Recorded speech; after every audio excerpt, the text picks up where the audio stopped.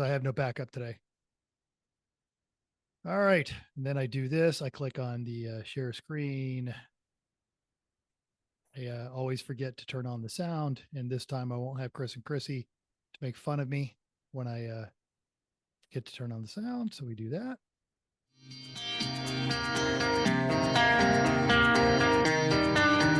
Welcome to Everyone Racers, a show designed for the world of low-dollar racing and oddball car culture.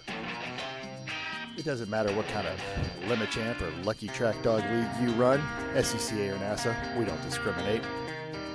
As long as you drive it hard and built it yourself. Join us each week for tech discussions, tips and tricks, as well as news and notes from the world of amateur endurance racing. And whether it's on the spot, hella sweet, or we're lucky enough, and Chrissy gives us just the tip, we're sure you'll giggle a little and learn even less. Everyone report to the paddock. All right. This is Mental. There is no Chris. There is no Chrissy. There is no Jeff. There's only Mental and Eric Rood, fifth host Eric Rood, no doubt questioning his life choices, but no one will question your fashion choices with that hat. That hat is awesome. Thank you. Yeah. I initially had a really good intro for this, but you know what? We're just going to call this a Cheeseburger in Paradise episode. All right. You may not have cared so much for the music, but guy like that lived life on his own terms. Godspeed, Mr. Buffett. It is episode 310. Don't even bother with a bingo card. It's in the same location, but you're not going to get bingo because Eric's going to actually make this interesting. So sorry if you're waiting on the bingo, but stay with us. It's going to be a good show. I promise. Yeah. It's not just me. No pressure there for me, right? No pressure. It's going to be dynamite. That's why I'm here, because no matter what, you're going to be the best, the top 50%, of the entire. Right. So as we often talk about, Eric, what are you working on? And don't burn too much, because I got a bunch of questions for you down the bottom. But perfect. What am I working on? Well, at the moment, I was at a Labor Day picnic with my family, extended family, and my uncle asked me, "Hey, what kind of project car do you have?" And at the moment, I do not have a project car, because my project car is my house, which is a 100-year-old bungalow just outside of Chicago. So lots of house projects, pretty much keeping me busy at all times. So, and you knew you were going to get a cool house because you married another architecture enthusiast. Yes. Yeah. My wife, Amanda, is a historic preservationist who loves old houses. So we have an old house with a lot of character, which then comes with a lot of character building. So that's pretty much what's going on for me for the last year and a half of my life. The kid just hasn't had a birthday, or just had a birthday, but still isn't old enough for you to exploit labor on that one. Is she? Yeah. We're not quite to the captive audience, hold the tools while I swear at the thing yet. So maybe in a year or two, I think she'll be ready for that. Well, and I like the character building. It reminds me of the old Calvin and Hobbes, where how come every time, I'm building character, you're saving $1? Yeah, there is that.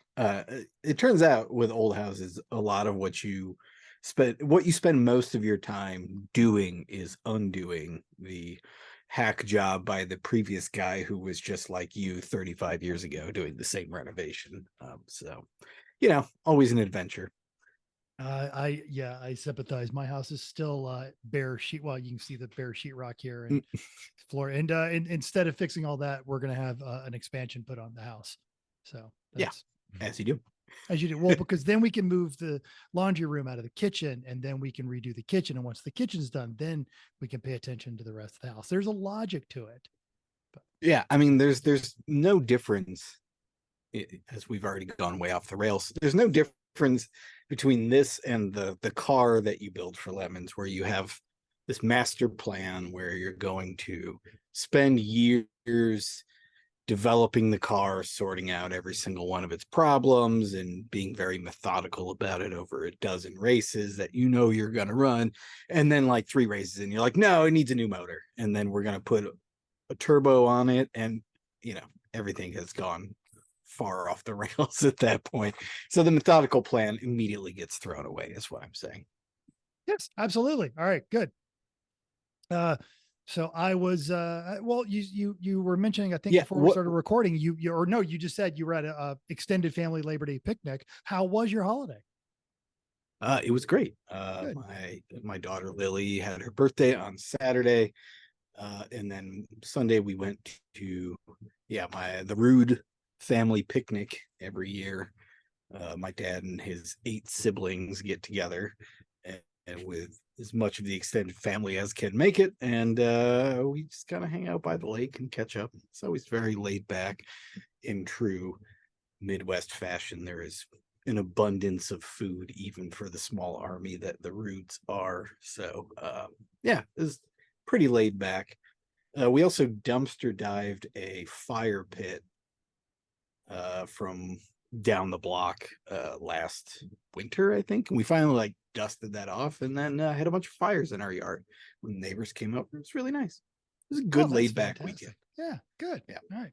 I didn't. I Sunday I was doing filming for a show, the Rami show, and we'll talk about that listener feedback. And then actually yesterday, you don't know this, everyone else who listens to the show, Chuck Squiglitaria, used to write for Popular Mechanics, is loaning me his Porsche 911 because he's having his foundation report. I know I'm willing to take that sacrifice because I'm a good friend. So I've been driving his 95 993 around. And so yesterday, with the weather finally not in scalding or flood, which is basically what Las Vegas has had the last couple of weeks, a group of the Porsche enthusiasts here in the local area took a lovely drive through the Lake Mead recreation area. It was fantastic.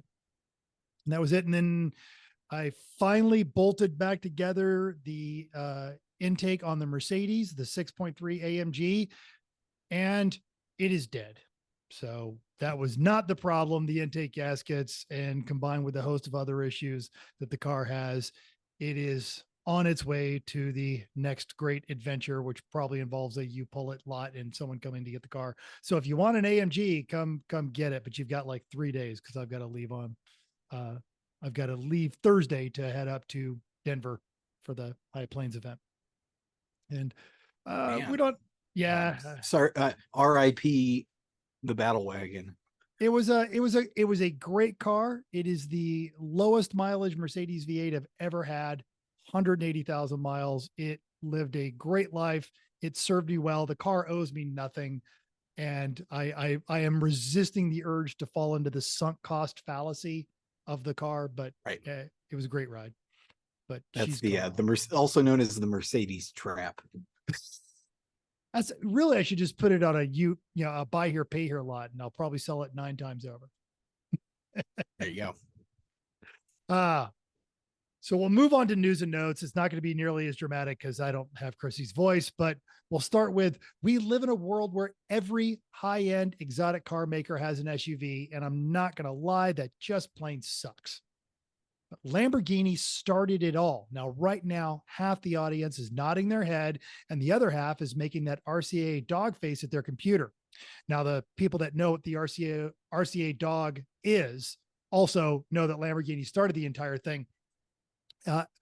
Ursra Driver at Car and Driver, and that's fun to say 10 times fast, has a comparison test between the original Lamborghini LM002, that just late 80s, early 90s proposed military machine, and the latest Lamborghini Urus.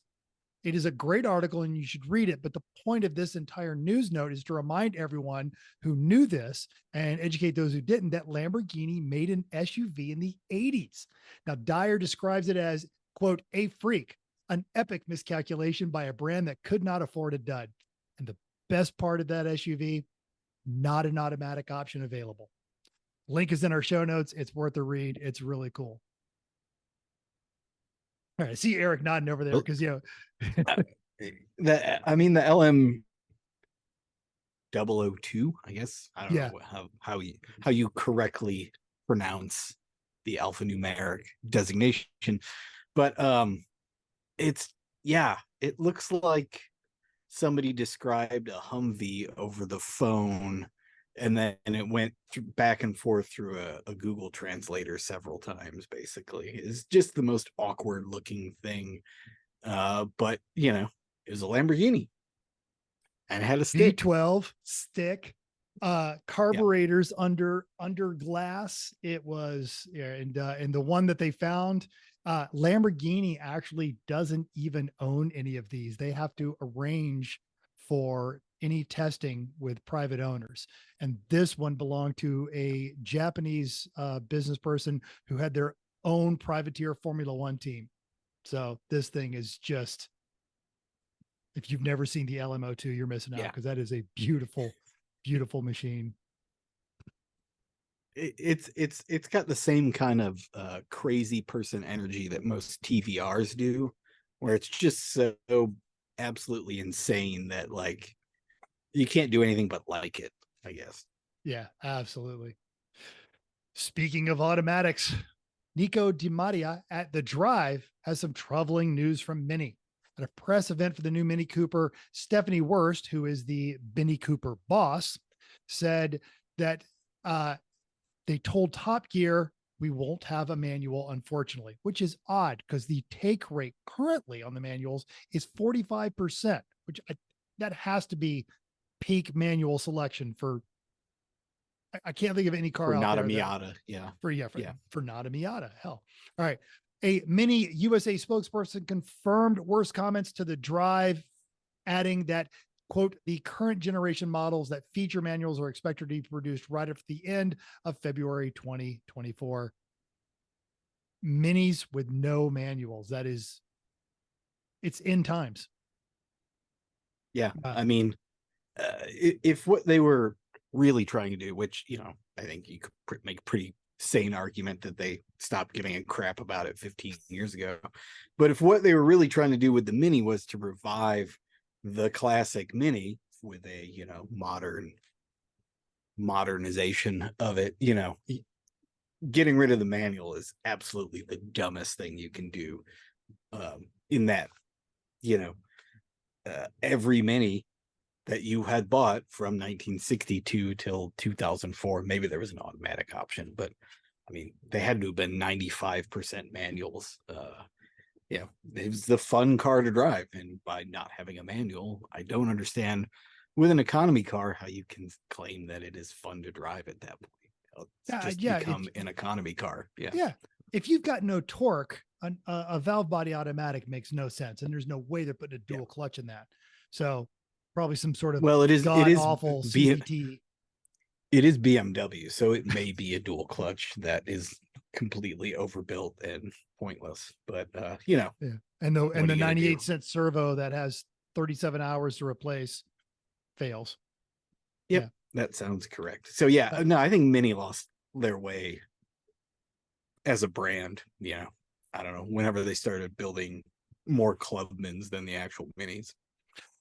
Drove one of the new Clubmans, the 4-doors, and the design, they said they wanted it. They had barn doors on the back of it. It was a really good small Suburban and a 3-cylinder turbo. It was a great little car. And it was like, oh, it's not Mini. And it really was. It was a very tiny little car, really good for people that live in the city. And with the manual, it was a hoot, but you know, I mean, what are you going to do now? So yeah, I'm sure they'll sell lots of convertibles. Speaking of small, fun cars, go ahead. No, I was just gonna say Minis, by the way, the original Coopers, great Lemons cars. Yes. You wouldn't think so, but they are. It's a tractor motor. There's just nothing more attached to it. And then if you by some chance manage to actually pop one, a single cam Honda will drop right in there. Yeah. And then you still have a great car that's anyway, really quick. Road and Track just published their moving on their Road and Track list of small cars for 2023 and 24. And Brian Silvestro points out, quote, the automotive landscape is dominated by big trucks and SUVs, with the market for smaller sedans, coupes, and hatchbacks shrinking every day. And that will shrink more with Mini not having manuals. They do have a list of what's available. I don't want to go all the way through this list, but they did add the qualifier, it needs to be fun, which makes me question a lot of choices that are on this list. It is 21 cars. No surprise that 5 of them are Hondas. 4 of them are in the top 10. Yeah. But they've got, of course, the number one is the Type R, followed by the Acura Integra Type S, which I think is a better car and a little bit less racery, but I'm also a middle-aged man. They've got the Toyobaru twins. And this is a good one is, they list the 2024 GR Corolla and they said it's only $37,000. Good luck finding one of those for $37,000. Never going to happen. They do mention the Hyundai Elantra N. I drove Jeff's, in his the hatchback, not the Elantra, but that is a great car and that is a super fun car. And if I wasn't so married to the idea of rear wheel drive, I might have one of those instead of a Miata. They go through the Volkswagens, the Subaru WRX. I know I'm not ironing my hats. The Acura Aceback, but then they come down here. They do mention the Mazda 3 Turbo because they don't make the Mazda Speed 3, but that's a great little car. We hated the hatchback when we saw it at the show, but it's a good one. They say the Toyota Prius, and I know that's going to give everyone pause, but look at the 2024 Prius. That is a good looking car. And our friends over at Apex Adjacent got to drive one at a press launch. And Ian makes it a point of telling the story of how he caught one of those drive a supercar through the mountain, like, the tours. And it was a Ferrari, an Aston, and a Lambo. And he passed all of them in this Prius. And the Lambo didn't want to let him do it, but had no choice. So that is a cool car. Where I start getting into the questionable stuff is number 18 is a Nissan Versa. There has never been anything fun about a Versa. Yes, you can get it with a manual. You'll have to order it because they don't keep any on the lot, but that is a soul sucking appliance. And then the last one is the Mitsubishi Mirage, which is either dying this year or next year. I don't know. I had someone get into an online argument trying to convince me that it's a fun car. I just can't get there. I have eaten pizzas bigger than the tires on that. Yeah. I understand the point of the Mirage. I completely understand why it exists. It is like that and the Versa are the last gasp of the real beater econo box. Like, that just doesn't exist anymore. And I would argue they're virtually the same money. I would probably buy a Mirage over the Versa, even though it's going to be slower and it's built by Mitsubishi. But man, the Versa is just, they are absolutely the worst cars I think I've ever driven. I feel like with the Mirage, you could like try to, come at it from like some sort of nouveau artsy douchevo, kind of a deal. Like, yes, I know it's a crappy car. The Versa is just one step above an Altima. And it's an Altima for half the price, basically. The Mirage has, ironically, it's called a Mirage, which is funny because it is the one car you can buy that is exactly what it says it is. It is the cheapest form of transportation you can buy. There are no illusions about what you're getting with it. It is a car. You just want to plunk down money for a car. Mirage. That should really be their marketing slogan for it in the final year. Is, it's a car. Looking for a car? We have car. And the reason Mitsubishi I wanted Mirage, the we have Mitsubishi car. Mirage, we have car. We have car.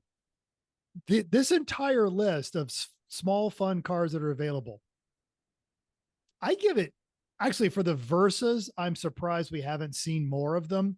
And the Mirages, I feel like this is a shopping list in 10 years for future Lemons cars. Yeah. Totally. I wouldn't bat an eye. And boy, I almost had somebody talked into doing it during the pandemic when car prices were really low. You could find stuff that had just been sitting on the lot, and a particularly big ideaed Lemons person found a brand new like 18 Mitsubishi Mirage that had been sitting on a lot in Washington State for like $8,200 new. And he almost plunked down the money and had it shipped and caged. And I would have been like, class C 0 laps for that all day, because it was a stick too. Oh, so, man, yeah, winning all the way around. Totally. But then the market went completely insane about 6 months after that. Yes, it has not gotten any better. But even if you don't quite want a lemons one of those, I feel like the Gambler 500, that would be a hilarious gambler car. So especially if you find one of those with a stick. Yeah. So there you have it, folks. All right, an exclusive that not that anyone's listened to this episode once they realize Chris and Chrissy weren't here.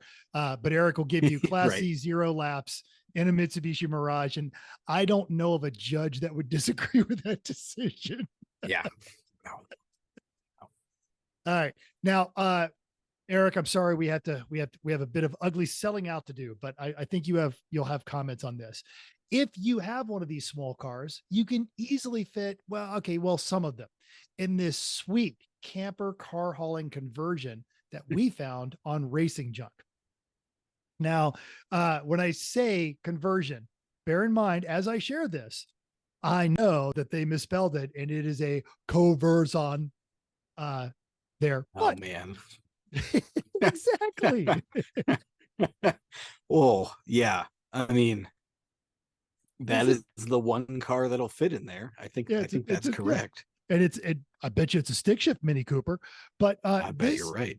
Yeah, this is it's a former senior citizen bus. They converted it. So they opened the door up on there so it could haul a small car or motorcycles, and it goes through and it mentions Formula V's and that kind of stuff. So it's a 2000 F350 with only 94,000 miles, which is actually really good for one of those 350s. The drivetrains are fairly stout. It's got ramps, it's got a power winch, it's got a Bug-Eye Sprite, a midget, a mini, that'll all fit in there. When it's unloaded, you basically got a car hauler. So it's got a bed, a dining table, kitchenette, computer center kind of folds down, got solar panels on the roof. You've got outlets and accessories and stuff like that. There are 10 pictures in this ad. Now it is up in Connecticut, but it's only $8,700. And as weird, silly conversion things go, you could do a lot worse. We have seen a lot worse than this thing. Yeah. So yeah, no, I mean, it's a very narrow use case, but yeah, if you are, man, there's a Lemons guy out of Kansas City who raced Formula V's for years and almost sold me on when he was getting rid of his, and it's a cheap way to go, real racing, and this is the perfect setup for that, especially if you're a stay at the track kind of person. So yeah, yeah. So that's a good one on there. And this comes down to our thing, folks. Just go to Racing Junk, do the pod 23. It's less than a meal at Applebee's. You'll get the Racing Junk Pro membership. It's stupid cheap, 5 ads, 50 photos, that whole 9 yards, all of the bigger thumbnails, access to early ads. But the thing of, even if you're not going to join that, just go to Racing Junk.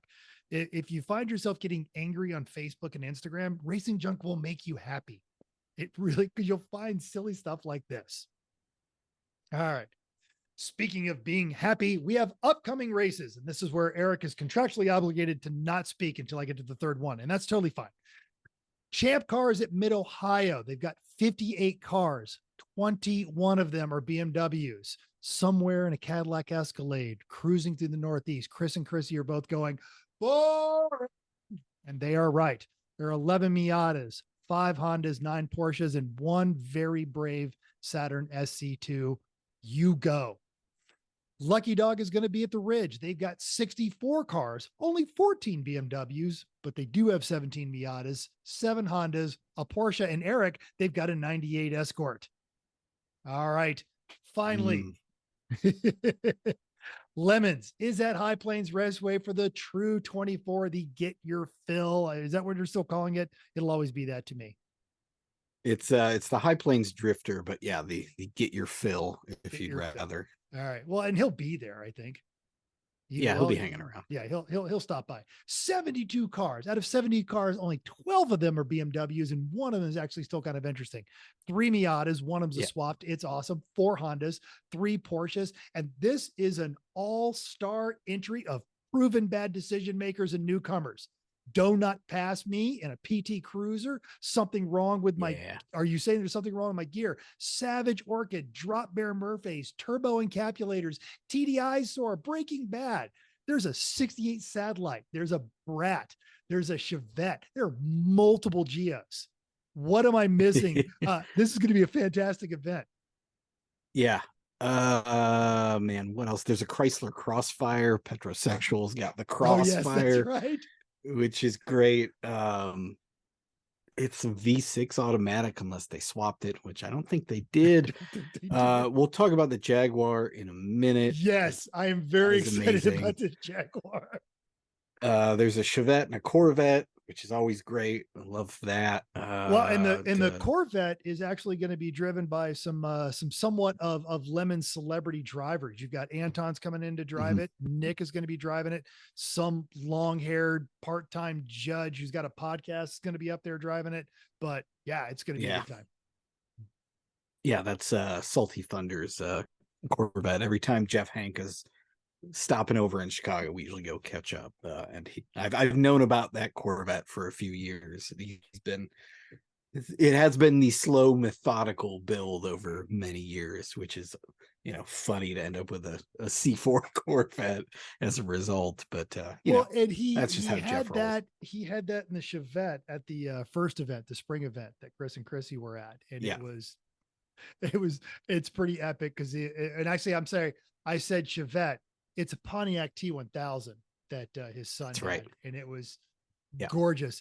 Everyone was in love with that car. It was so fantastic. I don't think it came in the penalty box at all, which is great considering it was his kid. So this Corvette is a couple other things. The No Pet Boys Honda CRX. I believe that is the car that Chris Overzet built and raced at Altamont way back in the day. I think that's an Altamont car, which is awesome. And then the SS Impalia is it's a 96 Caprice. It might even be an Impala. I'm not sure, but dang old 350 and a T5 swap. And those guys show up about once every 5 years. And that thing, it's fast for about 2 hours, but it sounds incredible. I don't know what they do to that motor. I don't actually care because it's in a 4,000-pound boat, but it is one of the best sounding small block Chevys I've ever heard. And that's high praise because you have heard a lot of them. Yeah. Well, maybe not quite as sonorous as the Thunderbird with the built motor in it that races around the South. But, as far as normal small blocks go, this one sounds pretty great. So look forward to that one too. And it's Colorado. The themes are always out of this world too. So always really great. Little bit of insider baseball. Because I'm going, I know that Tom Webb is one of the judges. Are you allowed to tell us who else? Yeah, so Mary Harris, another one of the judges. That's from awesome. Tetanus Racing. So she's judging the home race because she hates to race in the 24 hours in the long races. So she wanted to work instead of race. You got Bob Griffin from Escape Velocity in Houston, all-timer guy there, and Corey Dickman from Ranwood Park. So it's kind of an all-star cast of, they have more IOEs than you do, probably, is if you're wondering about their credentials, generally speaking. I think Corey with the Trojan rather took the lead of most IOEs. He's in the top 3, I think, along with Spank and Jeff. So I think he's in the gold circle. Maybe Bob Mitchell with NSF is got his IOE gold card also. But some of the most affluent people in Lemons are judging this race, so it should be pretty entertaining. Outstanding. All right. We should talk about the Jag real quick. All right. So, I remember this Jag, and I think we had to park them within 2 hours last year. Yeah, so they had some driving issues. It's actually Chris Overzet's old Jaguar, that raced out on the West Coast for years. It's had a small block Chevy forever. He sold it. It ended up in the Midwest, like racing and club racing. I don't know in what freaking class a 76 XJS is gonna land. But that's a club I want to join. I want to. They probably like. You know what? We have to let this thing in. It's too awesome. Yeah. Yes. Yeah. So whoever had that thing was done with. They sold it to this guy Vince in Colorado, and I don't know that much about them, but they sent an email to Nick after their last race. They had apparently blown or bent two rods in the V8 small block Chevy. And so they thought, well, we got another car we want to build. How do we make this last? So I'll just read what he wrote to Nick, because it's one of the craziest things I've ever read from a Lemons person. So here we go. I'm going to tack weld pistons 5 and 6 in place. For 5 and 6, I've tapped the crank oil channels for those journals and will install an oil plug and tack weld in place for good measure. We'll weld lifters for 5 and 6 and TDC, keep oil pressure, but remove push rods and rocker arms so the valves don't move. I'll also be welding patches in the oil pan. Got to keep the exit wounds. I bought an Engine Tech rebuild kit for $220, which includes marginal new pistons and questionable gaskets. For fuel, we're going to bend the spark plugs on 5 and 6 to dead short and leave the distributor and carb alone. Miscellaneous parts come out to $350 and a fucking ton of time to get this V6 a shot. I still have to fix the front brakes, blah, blah, blah. So what he has done is he's taken a 350 and decommissioned 2 cylinders in the jankiest way possible. And he's going to run it as a V6. There's a video of it. He got it to run this week. It's on Instagram, and it I'm gonna get this link from you, and we are gonna put this link in our show notes, because I've got to see this. This is wonderful. There's like a whooshing noise where it's missing the 2 cylinders. It's incredible. So they're gonna run that until it blows up. And he does have another small block Chevy to throw in it when that blows up, but he kind of just wanted to do this, and I love that. It is one of the craziest things, because this is the kind of stuff that, oh man, we want to take 2 laps at the end and we'll, disconnect the cylinders and, this is Saturday night, cut up cans. 4 a.m. decisions. Yeah. Right. This guy's doing it in his driveway, weeks before the race. He's deciding to do this. So, I mean, this is a heroic effort already in my book. So this guy's, you do this kind of stuff and show up, we're pretty much going to hurl a trophy at you, because this is incredibly stupid. And his goal, as he says in this email, is to finish a 24-hour race with the V6. So and he's also wanted to but never has rebuilt an engine, so he's a novice at it for good measure. So this is so wonderful. Nothing, because they brought a spare engine. It's like the Nugget from Dirty Night Mike and the Boys. They bring the hot rod engine, it blows, and then they throw the 305, try to make it blow, and it lasts. It won't. Yeah. All right. So hero the Jaguar, those guys, 24 hours. Because he's got a spare engine, so they'll finish the race no matter what. But on this V6, this self-made V6, what is your target range? Give me 2 hours out of 24 that you think this thing's going to last. Man, well, suddenly you're into the whole what is time mental, is because what's going to happen is before that engine 2 minutes in. I'll say before that engine comes out and they drop the new one in there. All right, I see. How many hours will it be on the track? All right, you're not asking about how many laps it's going to do. We're talking about it's the time it will survive of 24 hours before they are pulling the motor. I will say it sounds like he's really dedicated. I'm going to say 7 hours. I think they're going to try everything to make it go, and unless it hucks a rod immediately, they're going to be pulling out all this. Well, it already has all the stops put in it. You really wouldn't want to pull those out. But anyway, they're going to be trying really hard. Welded to make it work. Well, and I feel like they're all going to get the brief of, look, do not over rev it. The fact that they're bringing a spare engine, because normally I would say it's going to last 7 minutes. They're bringing a spare engine. Murphy has been offered a sacrifice. I think this thing's going to make it 12 hours. Yeah. All right. I like it. I like it. What do you think post in the comments, get a hold of us on the social media. How long do you think this welded up 2 cylinders Jaguar V6 is going to make it? I'm so glad you saved that and didn't tell me when we were setting this up, Eric. I'm going to laugh all night over this. That is just so wonderful. Oh, it's amazing. God. So we'll move on to listener feedback real quick. Ashley and Eric K, they were digging the supercharged Land Rover D's90 that I was driving this weekend filming for the Rami show. Eric, you'll appreciate this. My friend Rami took an LSX out of a CTSV with a 6-speed, put it in a 72 Defender D90. Ooh. It's ripped the engine mounts off of it 4 times. Under acceleration, it will still just straight line acceleration. It will lift the driver's side front wheel. And I'm trying to maintain exactly 40 miles an hour while we are filming another car for a show. That was a challenge.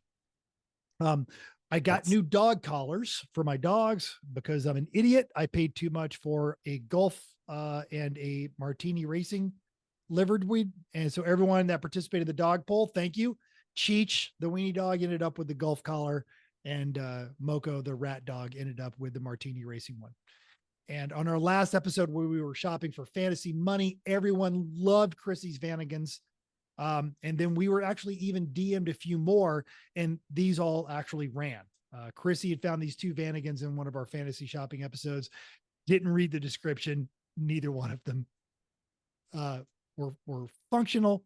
And then finally, everyone who's been participating and voting on that OSCA poll to get Uncle Dave farther up in the e-racing. Thank you. Thank you all very, very much. I think it's still underway, but check that out. Keep an eye out. Go Uncle Dave. Everyone likes Uncle Dave. No one has ever went, God, Dave Carpenter, I hate that guy. So he's good dude and he deserves it. And he's rocking this really cool Mark Martin livery from when he crashed out and they duct taped the car. And this is, of course, it's e-racing.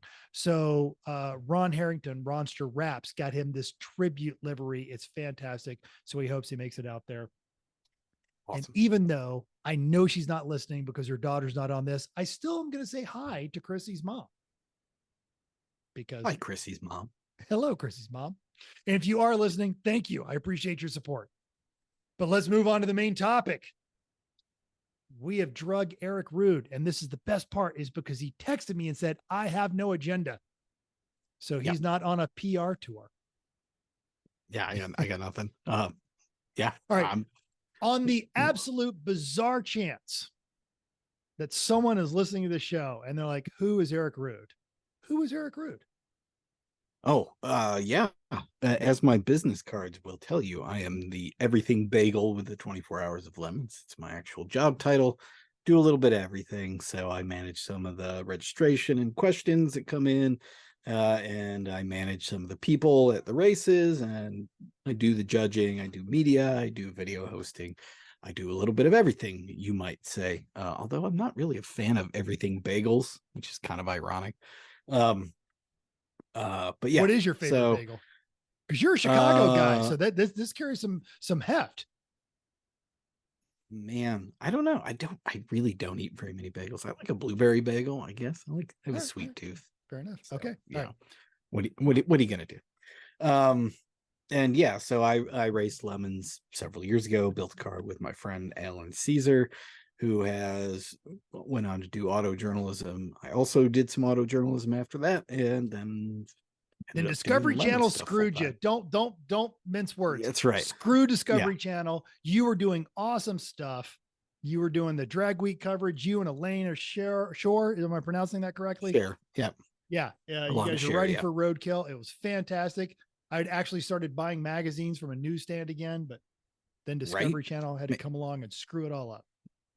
Man, I gotta say, the Roadkill magazine, the finished product was spectacular. It was really visually driven. It was a nice printed on heavy paper, it's the kind of thing that people would keep. It was the whole idea. Yeah, and I remember got axed. So yeah, I'm an old enough person to remember the original Trans World Skateboarding magazines, and it was the same concept. Yeah. Brilliant photography, splashing all over there, quality work. Yeah, and Roadkill was the same way. And stupid Discovery Channel.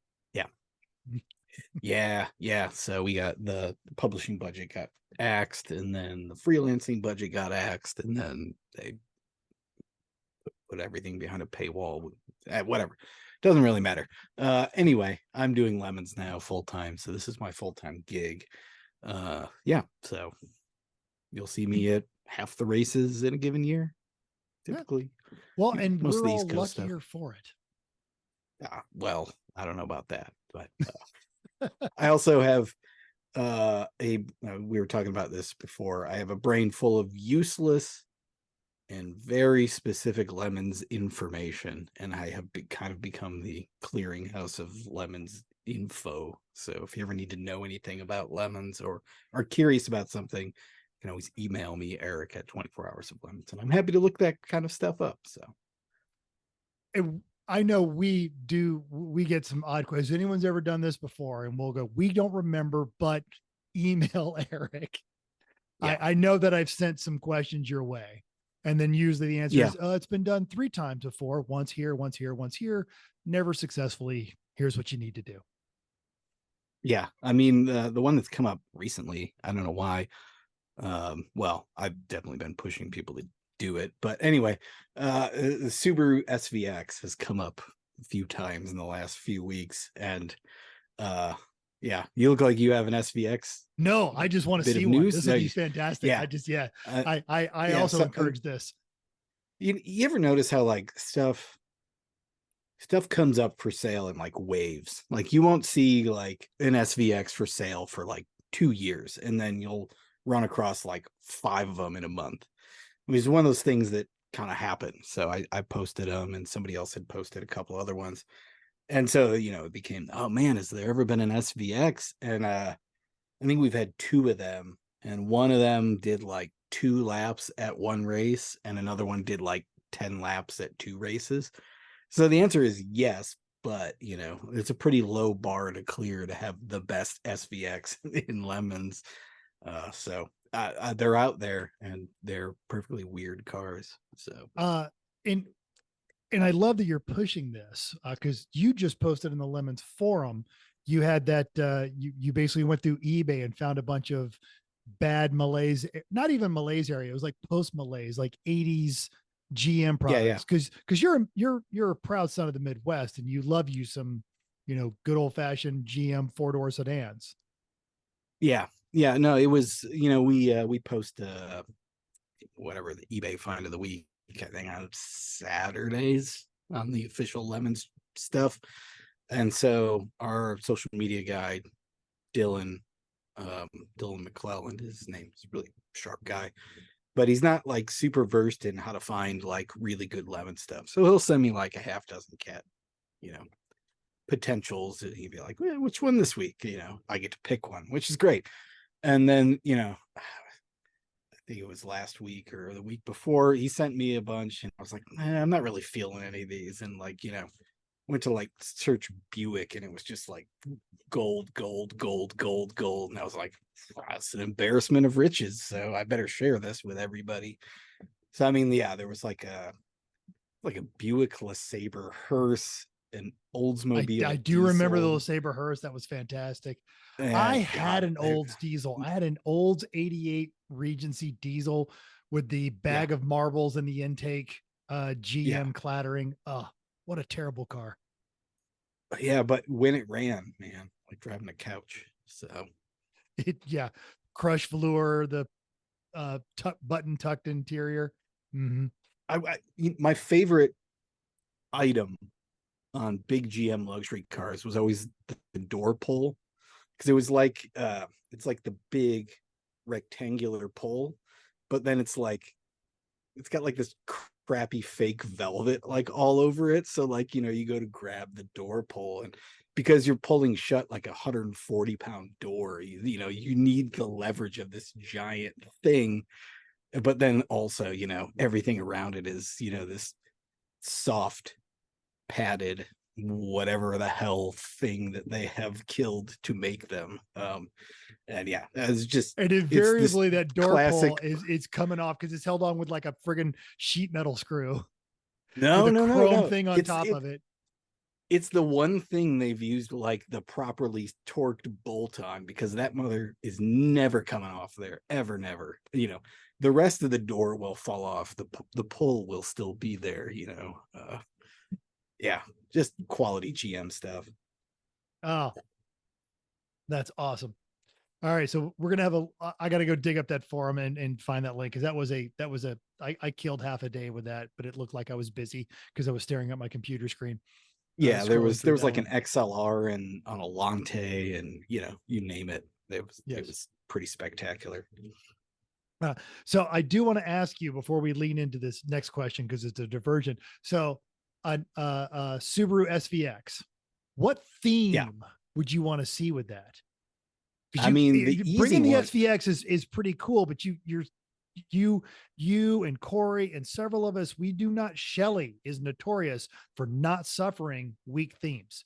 Jeff Stobbs will go off. Yeah.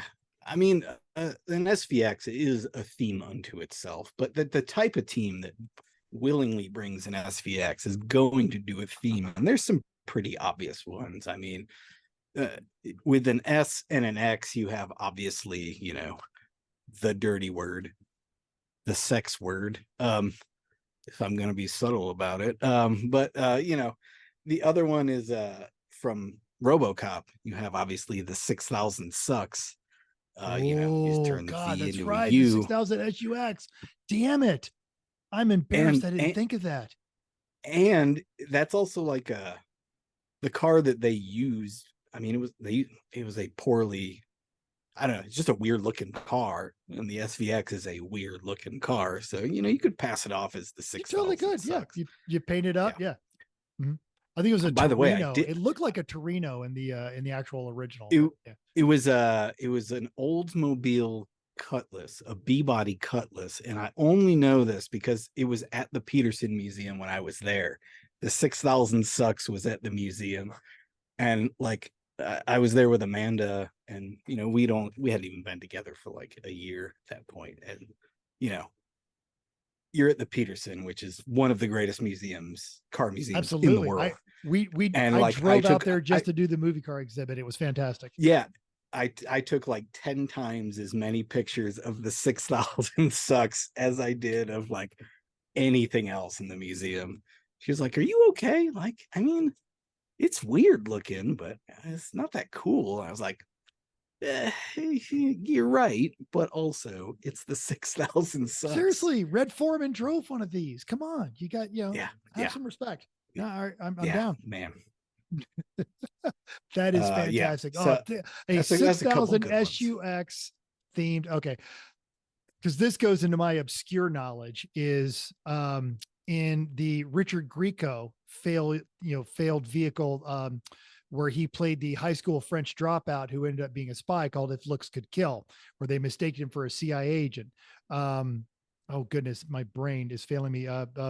Dr. Frankenfurter, Tim, the actor that played in Rocky Horror Picture Show as Dr. Frankenfurter. Him. Tim Curry. Tim Curry was the villain, and he drove a Subaru SVX in that one as one of the bad guys. So. That's a good villain car. I mean, really, like if it's 1992 and you need a villain car, SVX, it just looks wrong in a lot of ways. Actually, no, I'm sorry. He was the villain in it was a Lethal Weapon knockoff film with Emilio Estevez. He was the villain, but he drove that. I just do remember he drove that car. Well, whatever that movie is, the movie is the theme. Jesus. Exactly. Find all the times. A 6000 SUX Subaru SVX. This is a brilliant idea. Someone out there, go find one on eBay, make it happen. Yeah. And honestly, we're not going to promise you Class C 0 laps, because it's a Subaru SVX. You're just going to get Class C 0 laps because it's a Subaru SVX. I mean, the smart thing to do is to take the big flat six and the automatic transmission and throw them in a dumpster and put like a 2-liter non-turbo and a 5-speed in it. But I'm not going to tell you what to do. I'm not the boss of you. It's not like you've seen literally hundreds of these races and you know what good Subaru motors are out there. Yeah. Well, the transmission is the weak part of the SVX. But there's a Porsche 914 that has that automatic and 6-cylinder from the Subaru in it. And surprise, it's still for sale somewhere in California because no one wants that. Wow. Yeah, those some decisions were made. Yeah. Yes. That's the guy who thought he was going to beat the system right there. Yeah. So I went to Monaco this year, and of course, at every race I show up at, everyone was like, "Oh God, tell me about Monaco. Tell me about Monaco." And I don't regret going, and it was wonderful. But so I understand the position I'm putting you in. Tell us about Iceland, because that looked like a wonderful trip. Yeah, it was. Things about Iceland. One, pictures will never do the scenery justice. You can look at a picture of something and be like, oh, it's pretty there. But the crazy thing about Iceland is it's everywhere. Like, you look there and it's the most beautiful thing you've ever seen. And then, you're as you turn, you're completely surrounded by it in a way that is just, I don't know, really humbling, I guess. But it's a place I've wanted to go since I was a kid. I read, this is like the weirdest, like, how did you find this thing that you wanted to do? But I used to read books constantly, and whatever was around, and my dad had Tom Clancy books, so I read Tom Clancy. And oh God, what is the one where people of a certain age, we all read Tom Clancy. Yeah. I know it's embarrassing now, but at the time it was cool. I'm blanking on the name of the book, but it's the one where like World War III breaks out, and got to be a lot more specific. I know which but there's a Soviet invasion of Iceland, basically, and because that's where Keflavik is, where the big air base was, and all this stuff, blah blah blah. But one of the protagonists ends up in the wilderness of Iceland and has to cross, and so whatever else you can say about Tom Clancy, he described the landscape of Iceland in a way that made 12-year-old me be like, that sounds like a pretty cool place to go. And then as you get older and you read a little bit about the place and you see pictures of it, you're like, well, I definitely need to go there. So it's something I've been working towards for 25 years to go there. So it was a big trip for me. We did the whole ring road. So there's a big road that goes around the island. It's called Ring Road. It's like 700 or 800 miles, and we took 10 days to do it, which you could definitely take 3 or 4 weeks to do it if you really wanted to see everything. But I was great. I mean, everywhere we joked, like, after like a couple of days of driving, that it's like you're on a different planet every 20 miles. And so if you ever wanted to film like a sci-fi series, like a Star Trek kind of deal, you'd go to Iceland and you'd shoot, and you could, within a 50-mile whatever, you could shoot 15 different landscapes that are totally alien. It's just a really wild place. I enjoyed the hell out of it. It's definitely very touristy now, which that is whatever. It's a place that depends on tourism for all of its money, so therefore it's very run with tourists. But yeah, I don't know, I loved it. We already thinking about how we're going to go back at some point, so it's fantastic. Yeah, highly recommend. And the primary way to get around to the country is by driving. There's not a lot of super fun cars to rent, unfortunately. But, no Versas, no Mirages. You can rent the little you can rent a little like European 1.1 liter diesel hatchback. That is a thing you could rent there.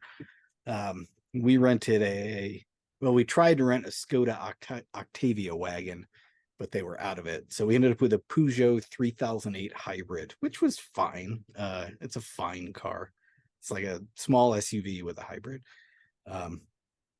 yeah, it's a Peugeot. It was comfortable. But if you like driving, it is a great place to drive. I mean, and if you like road trips, it's a great place to road trip. It's very expensive. Gas is like $9 a gallon, which, you know, we'll be paying for this trip for many years until we can go back and do the same thing again. But they do have a good EV infrastructure. So you can rent an EV and drive around. And because it's all geothermal heat and electricity, that is considerably a more efficient way for them to operate motor vehicles. So I would do that probably if I went back. We'd rent an EV. Cool. But I loved it. Highly recommend. Lots of fish to eat, and if you like lamb, that's like the meat that they tend to eat, just because they raise sheep there. So there you go. You're selling me on it. I love it. Yeah. All right. It's great. So yes, your mini stalkers enjoyed all of your great photo documentary of your trip to Iceland. Gonna make a slight contextual shift. Now, this might be completely my imagination, but back when I first started Lemons, I literally, I started back in the days when it was Jay, Phil, and Nick. Those were your judges, and that's just how it was. And Jay's a racer, and Nick knows a lot, and Phil has tons and tons and tons of knowledge. Then you had you had Steve and a bunch of other folks, and there's some great people that have donned the judge's robe. But I'm noticing, and I don't know if I'm just assigning value to this, that now that the series is entering it's about to start its third decade. Yeah. Really, because you just had the Sweet 16. You now have a huge pool of experienced, competent, fun, intelligent, personable judges. You literally just named off 4 of them right there with Bob, Corey, Mary, Tom. And we're seeing a lot more of these types of people wearing the judging outfits, which it's good in the aspect of, yes, I totally see why you're here seeing me today, but it's bad from the aspect of, no, I will show you no mercy. And here's why, kind of a deal. But I think it's really, I think it's adding something. And I know that in the many jobs that you do, one of the things you didn't list is you've got a very good, a mentorship of folks that are just starting, which, before she moved to Alabama, you had Judge Kristen, and she was fantastic. But I remember the first time she was like, I don't know anything about cars. How am I going to do this? And we're, you're fine. But she understands people. She understands racing. She understands that. So she's been great. Then you've got the flip side of that, Shelley, who sits on the board of the SCCA, and everyone thinks she's an idiot. Well, I'm sorry. New people think she's an idiot. And I remember the one we did with me, like people would come in and start down talking to her, and Randy and I would just cross our arms and go, this is going to be fun. But I feel like there is this really great depth and breadth to the judging bench. And even more so, you're kind of trying to get people out of their region. So you've got Corey, who's a West Coast guy. Now he's raced everywhere, but he's going to be in Colorado. And, so is this a conscious effort, or just, no, it's just the way it works out? It's a little, it's more complicated than that, but the primary answer would be, it's been a conscious effort. I think the role of judging has kind of evolved over time. When it was Phil and Johnny, it was Phil and Johnny being Phil and Johnny, and all the good and the bad that comes with that. Or even what's his name? Because he also had he's with the Autopian now, Tortinsky. I remember Torchinsky. Yeah. Jason will show up for the Carolina race usually, but still, you had Phil with all this apocryphal knowledge, and then they were going to most of the races, so you get really familiar with the teams, and that just is not really feasible anymore. Phil got really tired of the traveling. It just kind of wore him out, and he kind of I wouldn't say he's retired, but I think he is very selective about the races that he judges now. It's Well, mostly going to be Colorado. much like you, he's married a wonderful person. He enjoys being at Right. home. He's got pets and family, and he likes Yeah. to. They just got back from Luxembourg, and who would you rather spend time with, your lovely bride or a bunch of smelly, stinky racers that are trying to convince you how they're not cheating? Right. Right. But as it became this, the knowledge of teams kind of traveled with a person for a while, and it kind of we've gotten to a point where it's a little decentralized now, and I've kind of built this huge database of basic notes on teams, so new people, they show up, they're not like totally cold on it. But the end result of the Phil and Johnny thing was, Phil, when he would look for judges, would always be looking for automotive journalists who may or may not have anything to do with lemons, and under the assumption that these people know cars and they know performance, and that's usually was pretty true. But then it came to the actual penalty box part, and maybe they didn't quite grasp the whole how to be a judge thing. It's a really hard thing to find the right people for if they've never been around lemons. So in doing this and trying to find people from outside lemons, it kind of, I ran into some pretty tough walls with that. And so it kind of became, well, where should we be looking for people? And it was onesie twosie, this guy's available and has raced, so that we'll try him out. And, there's some trial and error with that. But I think through all of that, as I ramble through all of this, it basically, in trying people out and trying to find what works, what I kept coming back to as being successful was people who've done this a lot, who know the culture of lemons and know what they want the series to be and what the series means to them, and how to convey that to the people who are showing up for their first or their 10th race or whatever. And so a guy like Bob Griffin or someone like Mary Harris, they know what lemons means to them. And I think having them be the judges and being the ambassadors for the series, I think that's really crucial for making the series something that people enjoy. Because the you've whole done thing this about enough. is, it's not just for rich idiots, but we've all seen new teams show up, and it can be really, really scary. And I've seen Mary Harris, throw the proverbial arm around someone's shoulder and go, let me help you through a couple of things. I remember the John Deere team in California. She wasn't even judging. She popped in. She's like, they have nothing but sugar in their pits and they have no chairs. Could someone just rotate through there, make sure they're not going to die? I mean, that's what it comes down to, is realizing that a lot of the job of being a judge is really difficult to explain to people, because there's a lot of things going on, and it's kind of hard when it's happening to try and figure out what it's supposed to be. Is you kind of got to know going into it that it's okay to be the parent of these wayward adults.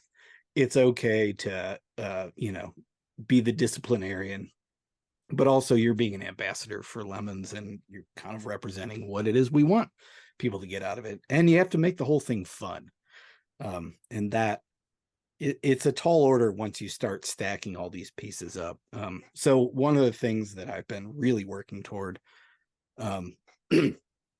is building a roster of people who, maybe one person of the judging group is really technical and can really call BS on things like, oh, I don't know, boy, that ECU has some weird wires coming out of that that maybe, somebody like Shelley isn't going to notice yet, but Kurt and Kreger's are always really smart on the Honda stuff.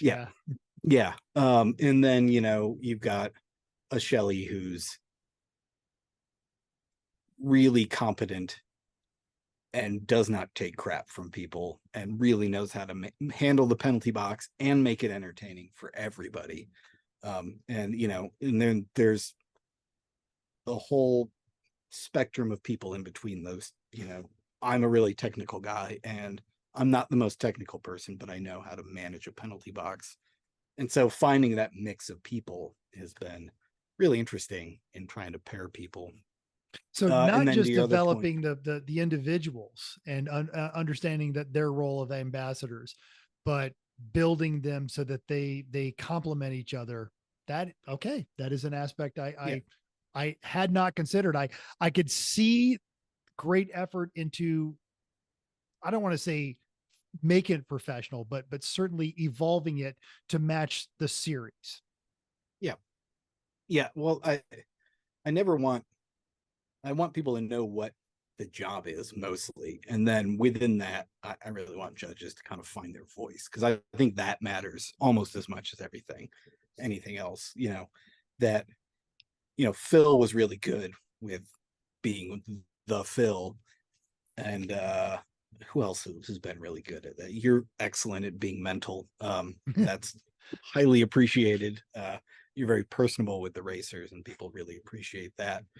I don't know what I am. I think I'm just a guy who's around and knows too much minutia. So, but having been on both sides of you on this one, I feel like you always bring a calming effect. Like, even if you're upset with someone for doing something, your primary response is they need to understand why they can't do this thing anymore. Yeah, that's the disappointed dad, which always works really well as a disciplinary. Well, it doesn't always work. Some people don't respond to that, but most of the more times than not, it works out. To the point of people being outside of region, I think what I've really been working on this year is just, as you said, building a bench of people who can do this, and it's meant probably a little more travel than we probably will do next year, and hoping to get people to do a little more local type stuff. And that's twofold. Obviously, one, it saves a little bit of money for Lemons, but it brings back to some extent what Phil used to have, which is that, you would see these people 3 times a year. So you develop this rapport and this expectation. So if I can get people in each region who can show up to multiple races, that's super helpful in giving racers an expectation of knowing who's going to be there and what they can expect from them, and vice versa. The judges, as you know, you develop a memory pretty quickly for memorable people one way or another. And that kind of stuff doesn't always come across in communication through a central location. You remember that better than you can communicate it typically. So that's what I'm always looking for the next couple of years, is kind of building some local teams, hopefully. And then one of the other things that you've probably talked about on the show is having Chris and Chrissy together. What I really noticed is that people who already have worked together in some capacity work really well together as judges. So you have Chris and Manny out east, the Sesame Street Outlaws guys. Both those guys are fantastic. Yes. Yeah, they're great. They're great together. And it's really awesome that then I have this, 2/3 of a staff that know each other already. Kurt and Craig, you don't have also. Yeah, Kurt and Craig, Chris and Chrissy, Corey and everybody, because Corey knows everyone. That kind of stuff. I think that's more or less the philosophy behind it in a very long-winded fashion. But you can't, it's a philosophy and a guidance, and it's so much like everything else that we're doing, that you make these changes and you have a targeted result in mind for these changes, but then secondary and tertiary effects. This is a good thing that we didn't even see coming. So now we have this and that. Yeah. These are all, it's all good stuff. And I don't know. I'm seeing on both sides of it less of a confrontational kind of attitude. And and it does play into the community aspect. I think one of the funniest things is if someone is speeding in the pits and it's 10 miles an hour, people that's idle in first gear, someone is speeding in the pits. Usually we are alerted to it in the penalty box by hearing 14 other teams go slow down, because Yeah. this is their tribe and they want to protect their tribe, and finding Yeah. people that are invested in that. I think I figured it was a difficult and challenging thing. I didn't realize that you were like everything else. You were even deeper into it than we expected. We're not surprised, but we're still impressed. Yeah. Well, I mean, in typical Eric fashion, I've overthought it about 14 different times. And then, you have to kind of be like, oh, well, those 4 things I thought of, they're totally irrelevant. And I have to learn how to just take those 4 things and throw them the hell away. Because, the hard part of having my brain is that I always have too much information, like always too much information. And then I spend an extraordinary amount of time discarding it to find the actual useful thing. So welcome to being Eric Rood. I think you will find a more sympathetic audience with the people you work with than you probably did going through school. Why do you have so much knowledge in your head? Yeah.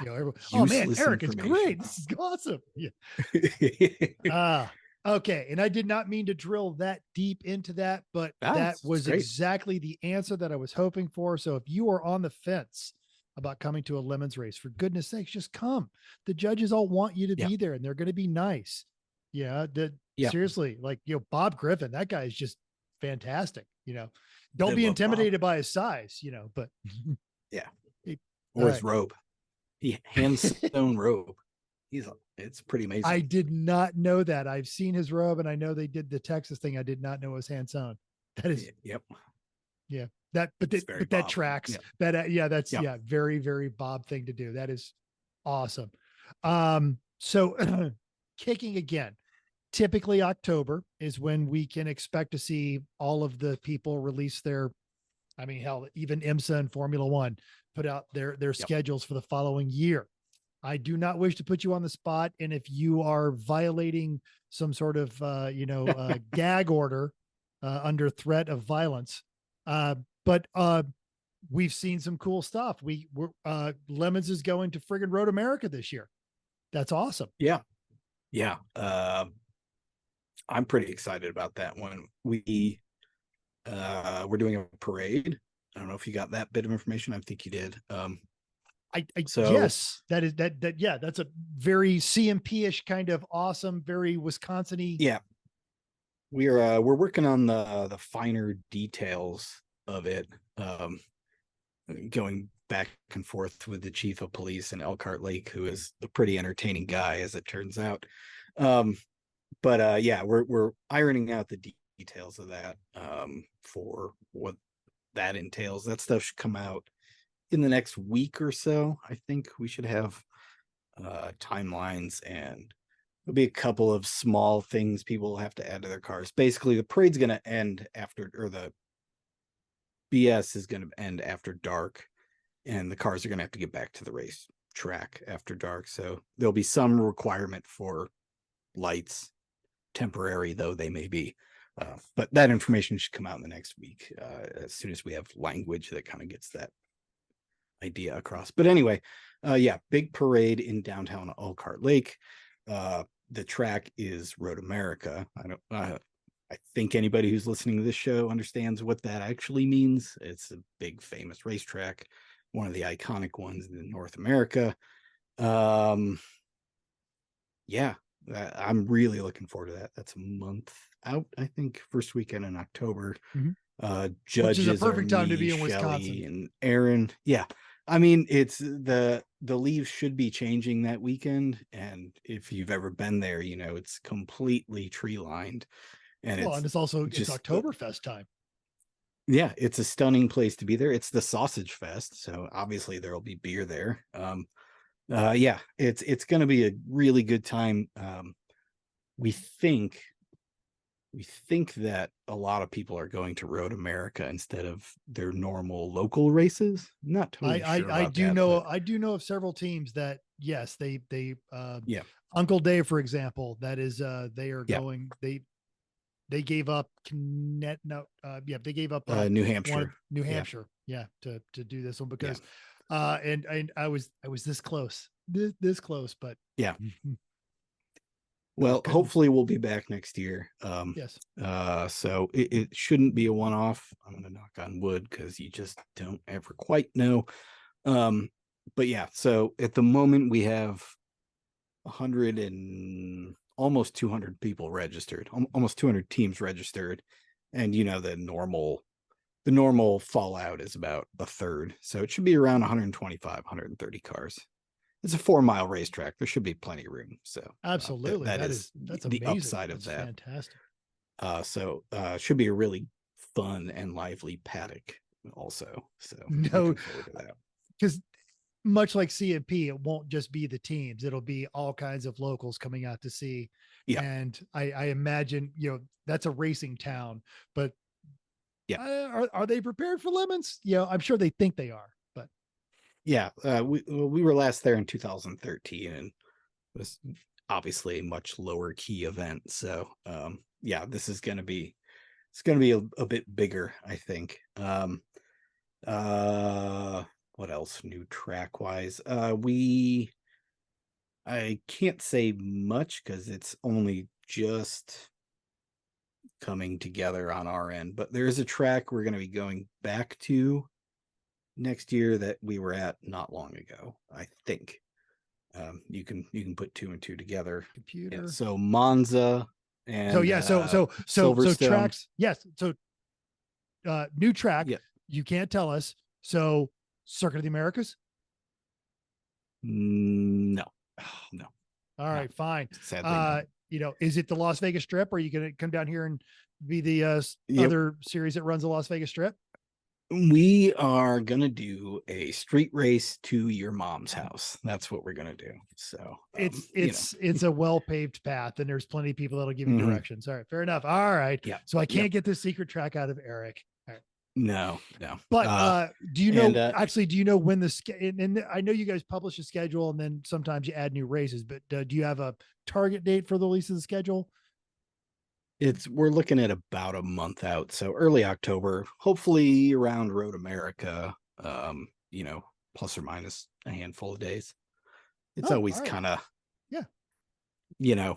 the hard part about it, and this is the inside baseball, is that every racetrack operates differently. Like there's even within 2 racetracks under the same quote unquote corporate structure, they always operate just a little bit differently. So some of them won't confirm your date officially until like Jan 1. Some of them won't even give you a date until October. It's all, and some of them will book your date, the Sunday of the event the year before. You'll leave the track with the date for next year. They're all different, and so getting all of these disparate elements together into a somewhat cogent schedule is a bit of an undertaking, and thank God Kim does it and I don't have to, just because it's a lot of work. And even then we never end up with tentative next to a bunch of dates because they're tracks that just don't confirm in ink until whenever. December, January, November, they're all different. So it is a last best guess usually when the schedule comes out, and then there's some finagling once we get the finer points. All right, that is awesome. So we look forward to that. Speaking of things that are evolving, really digging the stuff you and Nick are doing with the media. Because you guys are releasing videos twice a week now, but it's once a week. We were doing twice a week for a while, and just to address the elephant in the room to the 9 people who watched it, the Lemons car spotting was not it just wasn't performing in a way that really was worth continuing. Unfortunately, I enjoyed doing it. I love talking about cars extemporaneously. I think a lot of the things people were finding are really funny. And I think I'm still seeing a lot of Lemons car spotting hashtags, which is great. That's amazing. And I follow the tag and I laugh at stuff and I like it and I comment periodically. And I hope that it sustains itself as a funny thing that, we it just wasn't worth managing at that point. Maybe there's some other evolution of it we can iron out in the near future. But yeah, we're doing a 1 video a week with the Lemons World, or a wrap up coming out on Tuesday, and considering other ways we can kind of liven up the YouTube channel. And I'm not trying to sell him out. I think one of the great underrated things about Nick is people don't realize how funny he is, because he's very deadpan, but he understands comedy. And to put the two of you guys together, they're just, I'm either at work or I'm at home on a Sunday when it's too hot to be working on a car, and I'll catch one of those, and I'm laughing and no one understands why, but I bet that everyone that listens to the show is like, oh yeah, that was hilarious. Yeah. A lot. Nick's real gift is to take like a half joke and then find the cultural reference that like completes it. And his ability to do that is just otherworldly. You know, be like, what if this happens? The hell do you think of that? Like, I feel like I'm coming out of left field, but that's crazy pants. Yeah. And you two doing this constantly has really added some, it's a really nice understanding each other's timing and mannerisms and that kind of stuff. It's really adding an element to it. Yeah. John Griffin's a great editor also. He makes us way funnier than we are. Yeah. Yes. All right. So, we'll play this game, but on the odd chance, where can anyone find all of this lemon stuff that you're talking about? We'll have the links, but run through it in case you just happen to be listening. Sure. Yeah. So 24hoursoflemons.com is our recently-ish revamped website. I think that was end of last year. We redid the website with new logos and everything. Yes, lots of Corey Boudoir pics. Everyone was very happy about that. Yeah. Corey himself too. I think he digs it. Anyway, 24hoursoflemons.com. You can follow us on Instagram at 24hoursoflemons, facebook.com/24hoursoflemons, no spaces or anything in there. And then youtube.com/24hoursoflemons. That's pretty much all of our media. I think we have a TikTok. I don't have anything to do with that. I think it exists. And we have a Twitch stream for the iRacing, so that's still happening too. Lemons Rally, also lemonsrally.com. And that schedule, Jeff Stobbs and I think mostly have that one put together for next year. That might come out sooner. We'll see. And I don't want to step on Jeff's toes because I want to have him back on the show, but I got to hang out with Jeff at the end of the Alaska rally, and it is interesting how that has evolved, and he is really excited about some new stuff, and I'm kind of geeked. And if you don't know what a Lemons Rally is, if you're not keen to throw on a fire suit and hurl yourself onto a racetrack at questionable speeds in a very questionable car, a Lemons Rally is all the same amount of fun, but you are doing it at completely road safe limits, and it is still every bit the party. Yeah, it's a good time. He actually texted me today because he wants to know how to win a car that we're giving away at a car show that we're doing. So I always enjoy Jeff Stobbs. Okay. All right. And do you want me to sell you out on your Insta? Because your Insta still posts interesting stuff, but I don't know how close to that one. Yeah, every once in a while I post on Instagram at the Rusty Hub, no spaces or underscores. One word. Okay. All right. It'll be pictures of my pets and occasionally crappy cars or whatever else. All right. I don't even know what I posted lately. Yeah. Well, there's always great pictures of Smudge, then your great dog. Yeah, Annie. Oh, gotta love Annie. Annie dog. Yep. All right. What else are we missing? I don't know. All right, fair enough. What else do you want to know about me, Mental? You know what? That's a great question. Post a comment down in the bottom of the video or email us at that. What do you guys want to know about Eric?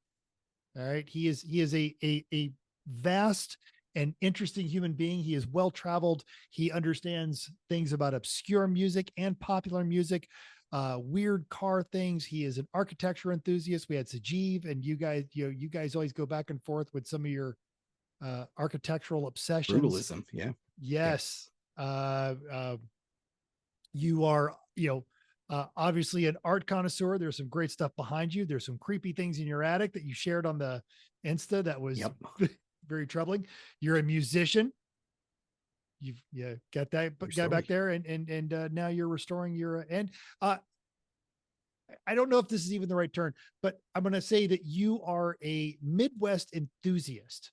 They're just Midwest cultural things that you are very, very proud of, that some people would, and I've used them on my friend. She lives here. She's also a traveler. She's in Wisconsin, and I've used some of your jokes on her, and she finds them hilarious.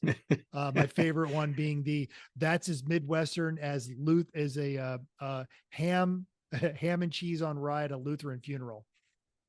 On potato rolls. It's on potato rolls. That's what, always, always. I said it right when I did the joke, and she chuckled quite a bit at that one.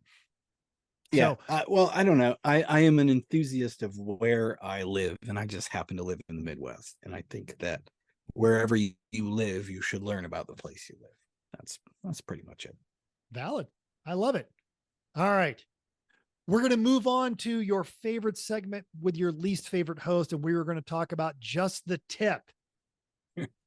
Former guest and other interesting Midwesterner, Kyle Smith, posted on Haggerty about the 8 most lethal tools in your home shop. And I'm glad Eric is here, because we have seen this not only go wrong at the track, you've stepped in before it went wrong and went, please stop doing what you're doing and install the safety measure before you are impaled, because you end up having to write the safety reports most of the time.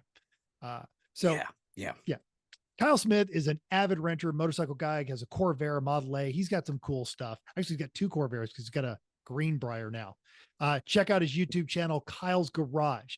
And as he mentions, this car hobby is inherently dangerous, not as dangerous as home renovations, but still. And we might get lazy when we're wrenching, because in comparison to actually racing the cars, we're not always as focused. And he listed 8 of the most lethal tools in your shop. And I bet at least one of these, he's got a sub point that you haven't considered. The first one is the drill press or the drill, because we've all been drilling into something that we needed to mount, and then the drill bites and either snaps your wrist off or starts whipping the material around faster than you expect, or grabs a loose piece of your clothing and then winds that around there. So, a hand drill. Yeah. I know that I have snapped my wrist trying to drill into very thick metal. The grinder and angle grinder. I have a huge scar on my neck from when a cutoff wheel shattered. And this was, I met Mary Harris the next week after, and she looked at the still open scab and went, "You're an idiot. You should have gone to the emergency room. That is 2 millimeters from your carotid artery." She's a doctor, if you guys didn't know that. So we joke about the guard on or off. Obviously, I'm a big fan of putting the guard on unless you're trying to get into a tight space and it starts living in maneuverability. But the key factor is these things, even the cheapest Harbor Freight one spins at 8,000 RPMs, right? That's Honda motor speeds. Always use quality attachments, good personal protective equipment, safety glasses, hearing protection, gloves, and that's your minimum. If you've ever seen one of these things get away from you and start skittering across your shop because you're using the, lock button on that one. Yeah. And if it's corded, maybe you can run over and unplug it. But if it's a battery powered thing, you now have a death wheel running around your garage floor looking to take off a toe. Yeah. Might want to wear the boots too. Yeah. There are no fireproof flip-flops, Corey. All right. Spring compressor. And this is the quote that I'm stealing from him. "Hell hath no fury like a compressed spring unintentionally released." I have personally seen it at the track. Eric, have you seen one of these disaster things with someone trying to do a compressed spring? I've seen video of when it goes bad. Yeah. It's a bad time. Yes. Now, spring compressors tend to be a little more dangerous because these are rented tools rather than purchases, and their instructions might be a little hinky and you still got the thing pointed the wrong direction. A trash can, and this is the one that I'd forgotten I knew. Anything with grease or oil, you need to put in an appropriate metal sealed container, because drying oils, just the act of drying it, they can oxidize, and in doing so, create enough heat to self-ignite that is exposed to nothing completely independent of your input. Met a guy at Gingerman that burned down his shop and lost a really sweet BMW that he had been tweaking on. Now, luckily, everyone in his family was safe, including him. But man, that's just brutal. Eric's going to chuckle at this one because he's seen it 1,000 times. Your ego. And the quote from that one is, confidence comes in two ways: experience and ignorance. Yep. Yes. All right. Your floor jack. Use your jack stands every time, even if it's just for a second. The point that Kyle makes in that is the O-rings that keep the cylinder compressed. These are 5-cent Chinese mass-produced O-rings, even for just a second. You're going to trust your safety into there? Just grab a jack stand. You don't even have to like completely place the jack stand and release the pressure onto it, but throw a jack stand under the car while you're under there for just a second. Any knife or cutting blade, you got to do a quick job in the garage, like you're bored, but you don't have time to commit to that engine rebuild. Sharpen all your knives. Or just swap out the razor blades in your carpet knife that you've been using for 6 months, because a dull knife is more dangerous than a sharp one. And punches and chisels. I've got some antique chisels in my garage that I've used to hammer a lot of stuff.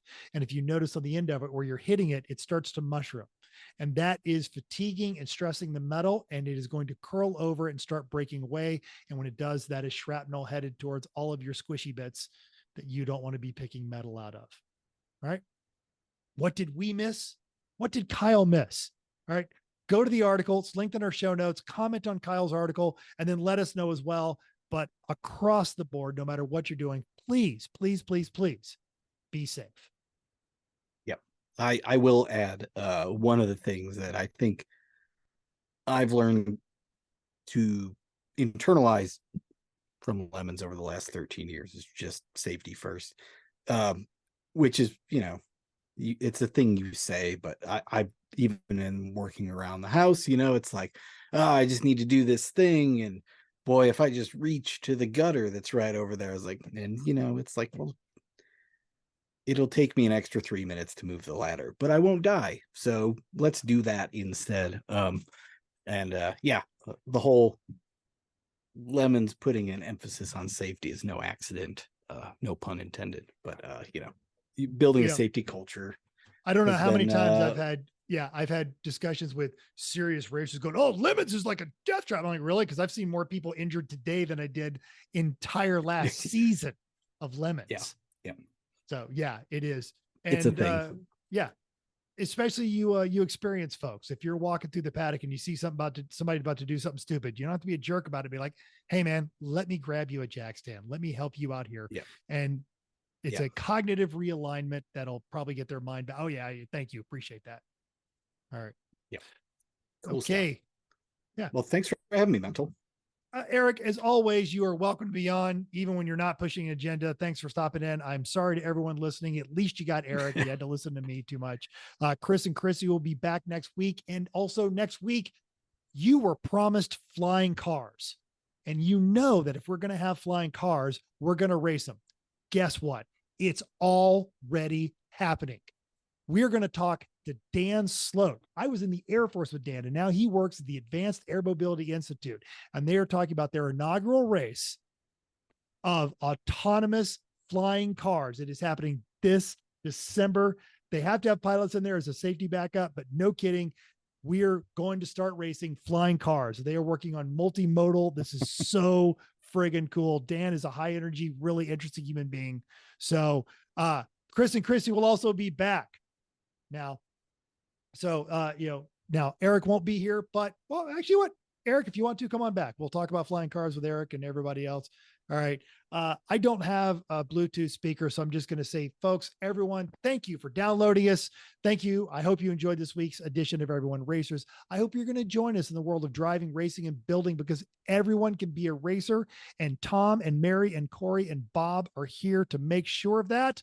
Even you. If you enjoyed this podcast, subscribe. It's totally free. Then go to iTunes and give us a 5-star rating. Your package is in the mail. I mailed it today for our last 5-star rating and actually threw a bunch of extra stuff in there. Even if you hated us, give us 5 stars and tell us why. Unlike Tyler, who gave us 4 stars and then had to go back and realize that he'd only given us 4 stars. If you have any questions, show ideas, drop us a comment on our Facebook page, Everyone Racers. Email us at everyone.racers@gmail.com. You can still text me at 484-243-0455. I got some really cool junk pictures this week. It was awesome. Find us on Instagram at everyone.racers, YouTube and Facebook, obviously, even Reddit/E1R. Thanks again, and keep that shiny side up. Unless it's a flying car, then just keep the wheels down. I don't know.